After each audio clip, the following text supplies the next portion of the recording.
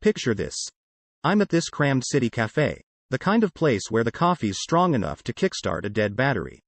I'm there, scrolling through my phone, not looking for anything in particular, when this new guy from work, Alex, just appears. Like out of nowhere. He's got this vibe, you know? Like he's just come off some wild adventure and decided to drop by. We start chatting, and damn, there's this spark. Not the static kind you get from rubbing socks on the carpet, but the real, fireworks kind. And yeah, I know, I've got this shiny ring on my finger that's supposed to mean something, but right then, it's like it's not even there. Fast forward a bit, and I'm on my way home, deleting texts from Alex faster than my conscience can keep up. It's like playing a twisted game of hide and seek with my guilt. I walk through the door, and there's Tom, my husband, looking all comfortable and familiar. I give him this peck on the cheek, babbling about how my day was just the usual pile of nothing special. He buys it, or at least, he pretends to, which is all I need right then. Things with Alex, they start ramping up. We're finding all these secret spots around the city, places I never knew existed. It's like we're in our little world, sharing bits and pieces of ourselves. Dreams that felt too silly to tell Tom, fears that seemed too dark. It's intoxicating. Being with someone who makes you feel like the person you've always wanted to be, not just the role you ended up playing. Of course, I've got to keep the act up at home. Telling Tom I'm working late has become my go-to lie. I spend my evenings at Alex's place, and every time I say I won't let it go further, but it always does.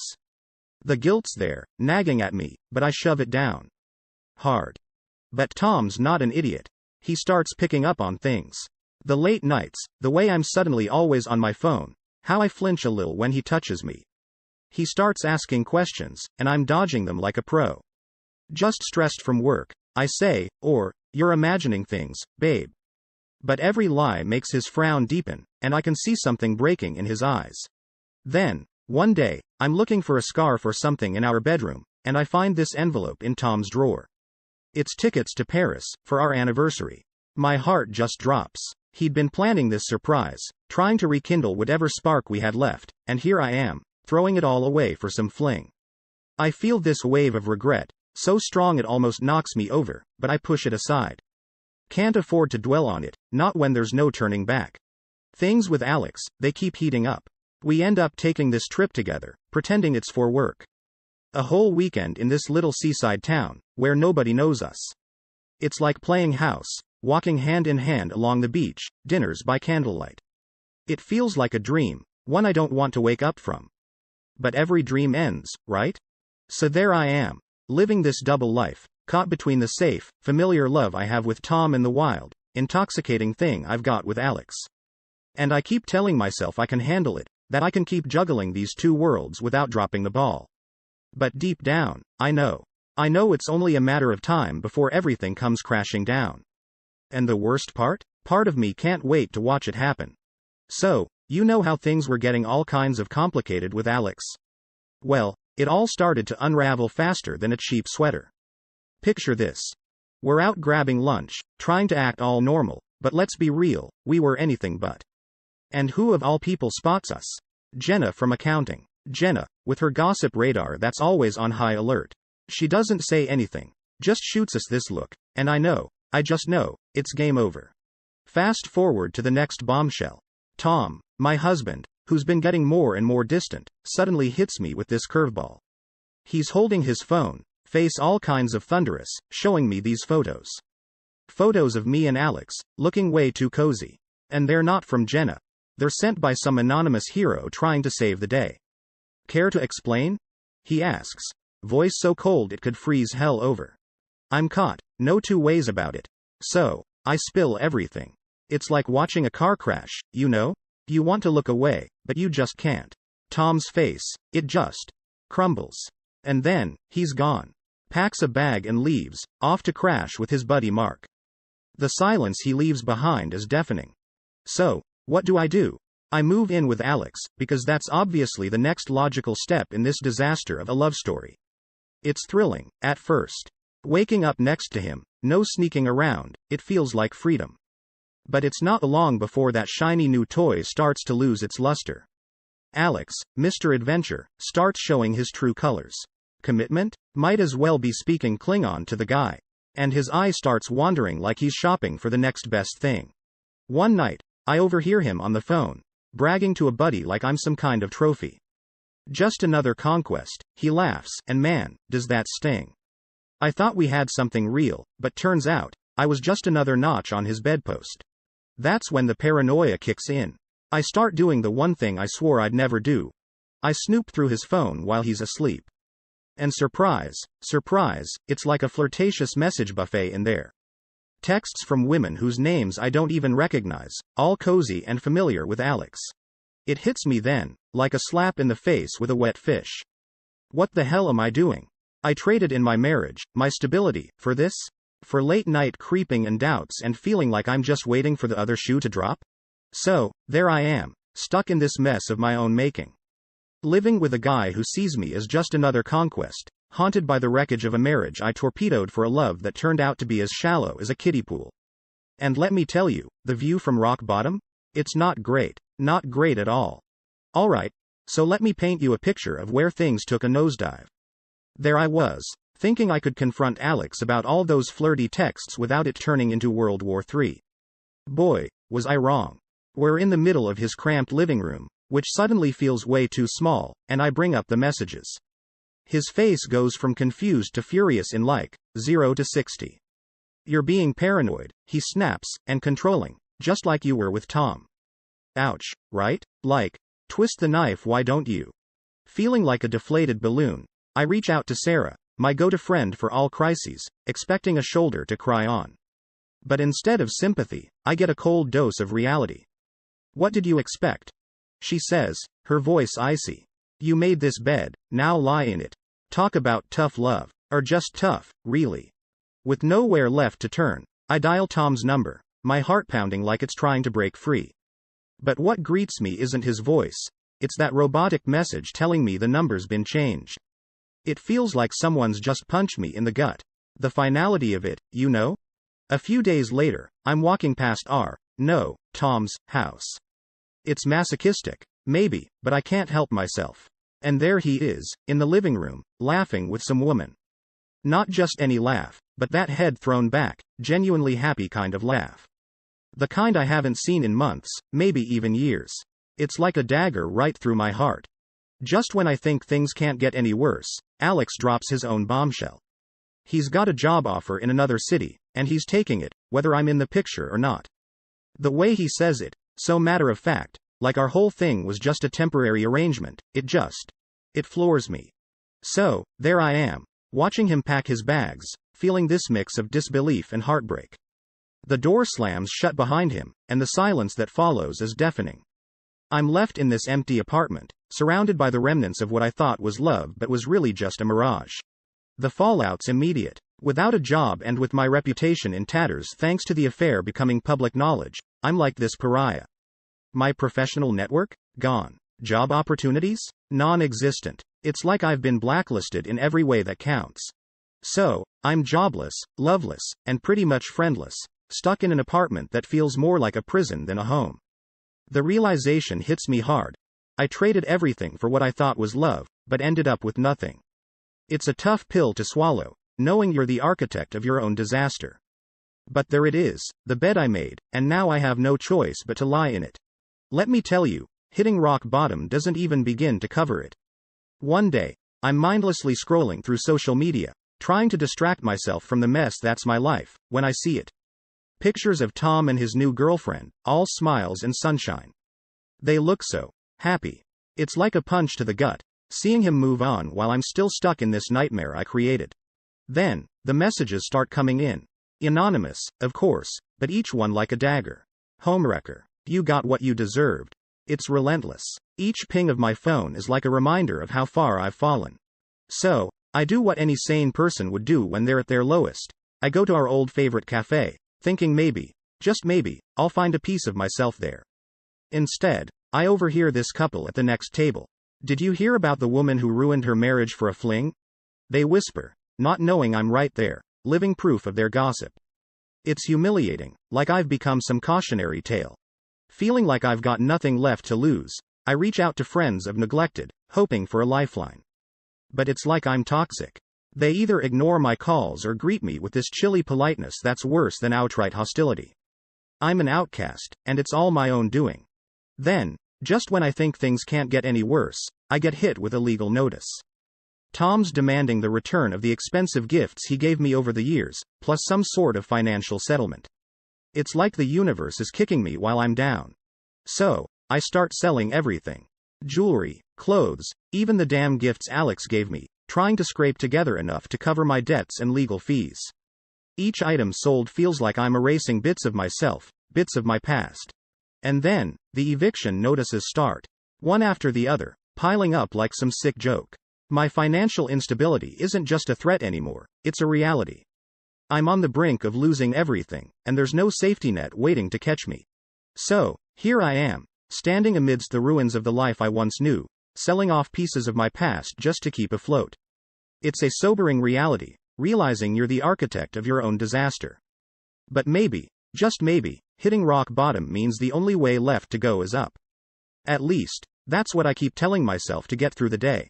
So, there I was, at rock bottom, staring at my phone like it was some kind of lifeline. I'm thinking, maybe Alex. Maybe he'd understand, maybe he'd. But who am I kidding? I go to call, to text, anything, and bam, blocked. Every single way to reach him, shut down. It's like I never existed to him. Talk about a wake-up call, huh? Desperation's got a funny way of pushing you places you never thought you'd go. So, I find myself slinging coffee and pie at this local diner. Me, who used to lead meetings and close deals, now I'm dodging syrup spills and enduring those pity looks from customers who think they know my story. They don't have a clue. Then, one ordinary Tuesday, as I'm wiping down tables, in walks Tom. With her. They don't even see me at first. I'm just part of the scenery, invisible. But then, our eyes meet, just for a second, and there's this flash of something. Not recognition, not quite. More like surprise, maybe pity. They eat, they leave, and there's this generous tip on the table. Like a charity case. It stings more than I thought possible. That night, I'm sitting in my tiny, cramped apartment, you know, the kind where you can touch both walls if you stretch out your arms, and I start writing this letter to Tom. Not that I'll send it. It's more like talking to a ghost. I pour everything into it, every regret, every wish for his happiness. It's cathartic, but also like reopening a wound just to watch it bleed. And as if my personal soap opera needed more viewers, next thing I know, my downfall's being picked over on gossip blogs. A cautionary tale of infidelity, they call me. Great. As if I don't replay my mistakes every night in vivid technicolor. Trying to scrape some semblance of a life back together, I move into this apartment that's so rundown, it's practically a caricature of starting over. But it's mine, in all its leaky faucet, creaky floorboard glory. I'm surrounded by the ghosts of my past life, trying to convince myself this is just a temporary setback. Then, because life apparently hadn't kicked me enough, I end up in the hospital. Some stupid, scary health thing that comes out of nowhere. And lying there, in that too big hospital bed, it hits me how alone I am.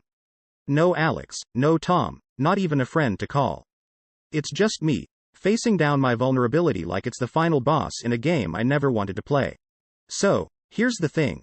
When you're lying in a hospital bed, with nothing but your thoughts and the steady beep of some machine tracking your existence, you get real clear on a few things.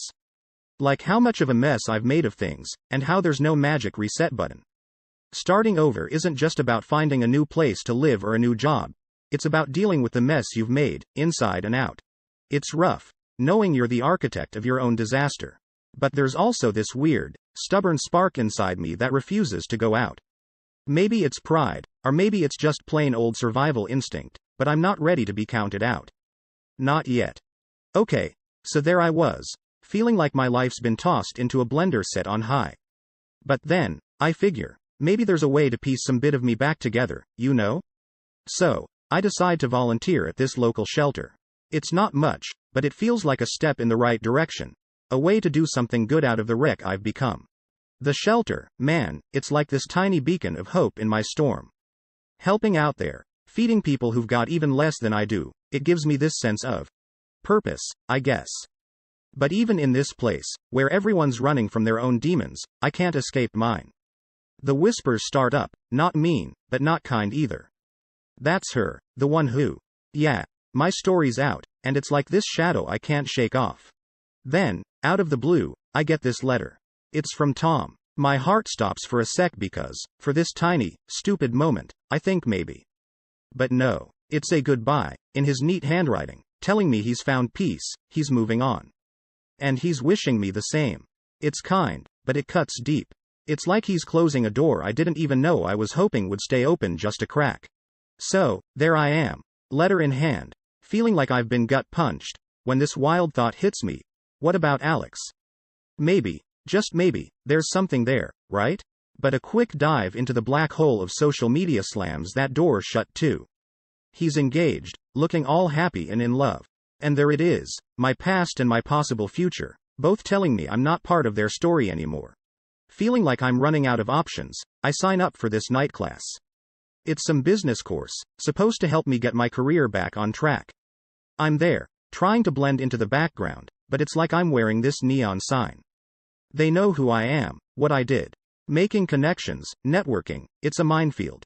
Every conversation feels like walking on eggshells, my reputation this giant elephant in the room. But here's the thing. Despite the whispers, the pitying looks, and the doors slammed in my face, I'm still here.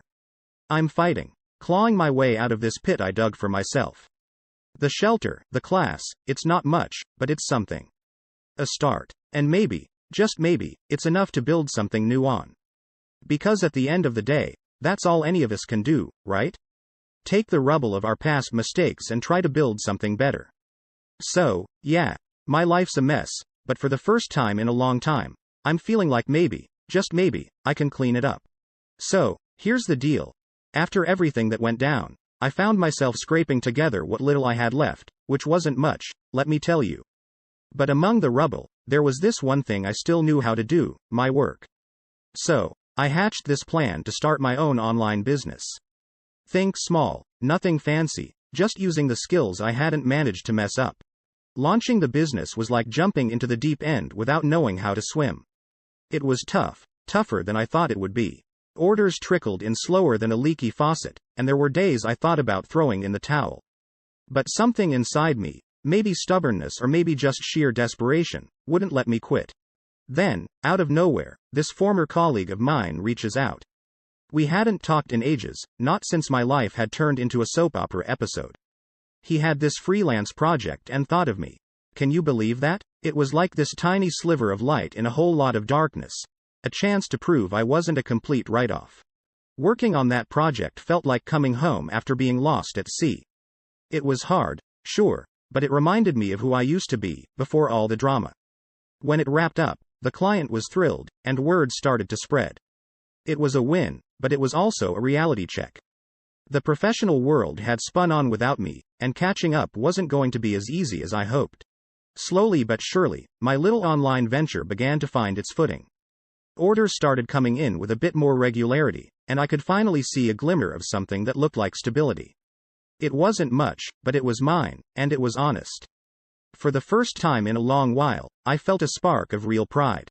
But then, this local newspaper decides to run a piece on me. Local women's fight back from scandal, or some nonsense like that. Suddenly, I'm back in the spotlight, but not in a way I'd ever wished for. The article talked about my resilience, sure, but it also dredged up all the sordid details of my past. Just like that, I'm the talk of the town again, and not in a good way. So, I muster up the courage to show my face at this community event, thinking maybe, just maybe, people have moved on. Spoiler alert. They haven't. The whispers, the stares, it's like high school all over again, only with higher stakes and deeper scars. That night, I'm back in my apartment, this tiny space that's become my world, and it hits me. I've come a long way, yeah, but at what cost? My marriage, my reputation, the love I thought was real, it's all gone, burned to the ground by the choices I made. And there's no going back, no magic reset button. Sitting there, in the quiet, I finally let myself feel it all. The loss, the regret, the faint hope of something new. It's not much, but it's a start. And maybe, just maybe, that's enough.